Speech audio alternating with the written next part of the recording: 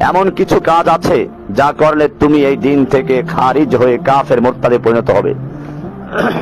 সেগুলো যেমন কাফেরদের দিনকে ভালোবাসা, গণতন্ত্রের লোকদের গণতন্ত্রের জন্য ভালোবাসা, আইন প্রণয়নকারী সাংসদ সদস্যদের ভালোবাসা, আধুনিকতাবাদী ও জাতীয়তাবাদীদের ভালোবাসা তাদের উদ্দেশ্যে এবং বিশ্বাসের কারণে, তাদেরকে ইসলামের উপরে বিজয়ী দেখতে আশা করা, মুসলিমদের বিরুদ্ধে তাদের সাহায্য করা, তাদের দিনের সাথে আপোষ করা ইত্যাদি থেকে তুমি সাবধান থাকো।